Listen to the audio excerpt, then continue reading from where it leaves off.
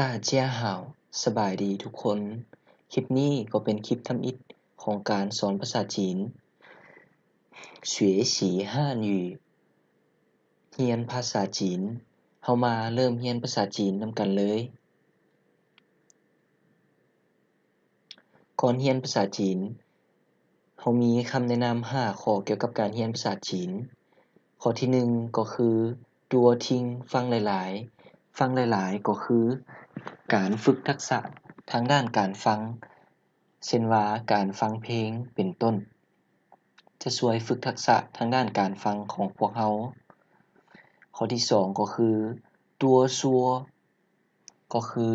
การเว้าหลายๆการเว้าหลายๆก็หมายความว่าการสนทนาหลายๆนั่นเองการสนทนาหลายๆจะช่วยฝึกทักษะทางด้านการเว้าของพวกเราข้อที่3ก็คือตัวตูอ่านหลายๆการอ่านหลายๆก็จะช่วยฝึกทักษะทางด้านการอ่านเช่นการอ่านปึ้มอ่านวารสารอ่านหนังสือต่างๆทางอินเทอร์เน็ตทางเว็บไซต์ต่างๆข้อที่4ก็คือตัวเสียเขียนหลายๆการเขียนหลายๆก็จะช่วยฝึกทักษะทางด้านการเขียนและจะช่วยเฮ็ดให้เราจื้อจำตัวอักษรจีนได้หลายขึ้นข้อที่5เป็นข้อที่สำคัญที่สุดก็คือ经常使用经常使用ก็คือการนำใช้เรื่อยๆการนำใช้อย่างเป็นประจำก็จะช่วยให้เราสามารถจื้อจำภาษาจีนได้ดีขึ้น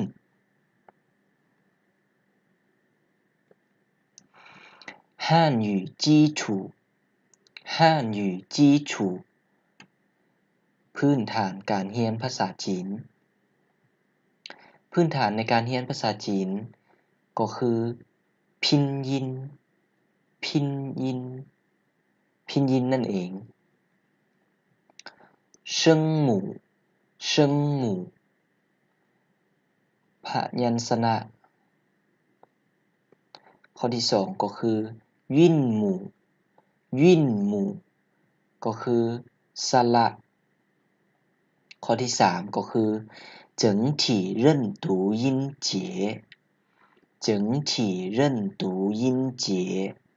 ก็คือการอ่านโดยบ่ต้องสะกดหมายความว่าเชิงหมู่ตัวพยัญชนะมาผสมกับตัวสระแล้วอ่านออกเสียงแล้วเสียงอ่านมันบ่เปลี่ยนแปลงเขาเจ้าเอิ้นว่า整体认读音节ข้อที่4ก็คือเชิงเตี้ยวเสียงวรรณยุกต์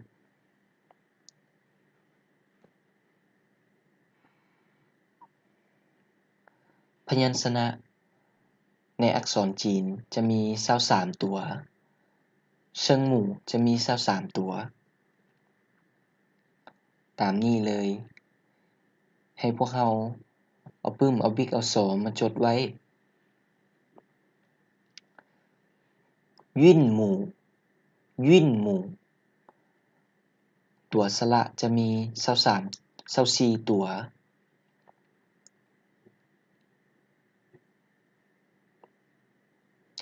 整体认读音节จะมี26ตัว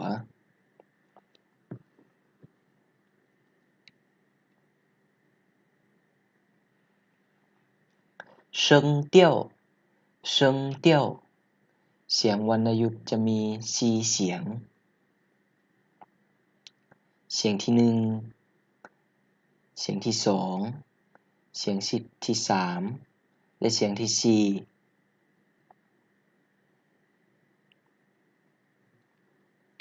ต่อไปเฮามาเริ่มเรียนอ่านตัวพยัญชนะกันเลย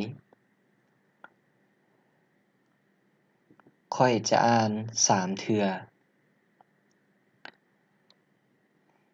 ให้พวกเราอ่านนำกันเสียงดังๆเลยเด้อปัวปัวปัวพัวพัวพัวมัวมัวมัวฟัวฟัวฟัว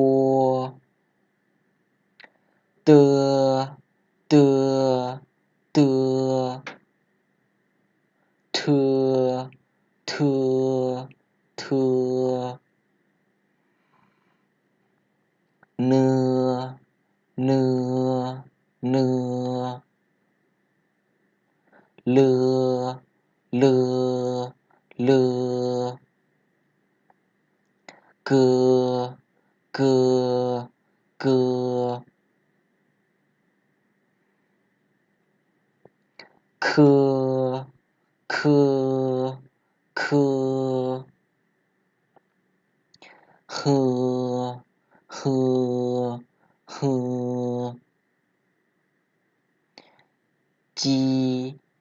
จีจี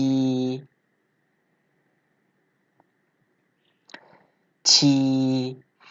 ชีชีชีชีชีจื้อจื้อจื้อชื่อชื่อชื่อ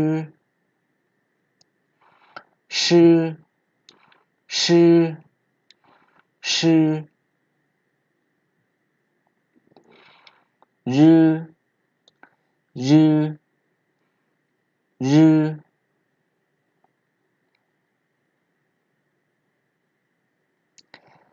滋滋滋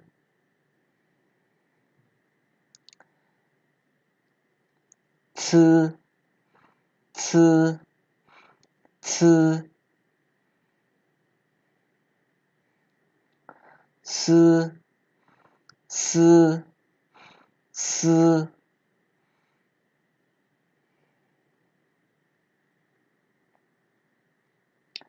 一一一乌乌乌การสอนอ่านพยัญชนะเชิงหมู่ก็ได้จบลงก็อย่าลืมกดไลค์กดแชร์เพื่อเป็นกำลังใจให้ค่อยเฮ็ดคลิปต่อไปและที่สำคัญอย่าลืมกด Subscribe และกระดิ่งเพื่อจะบ่พลาดคลิปใหม่ๆจากช่องของพวกเราในคลิปต่อไปเราก็จะมาเรียนอ่านสระผสมกับเสียงวรรณยุกต์ก็คือตัววินหมู่มาผสมกับเชิงเตี้ยวเสียงวรรณยุกต์ทั้ง4เสียงนั่นเองสำหรับคลิปนี้ก็ขอจบเพียงเท่านี้สบายดี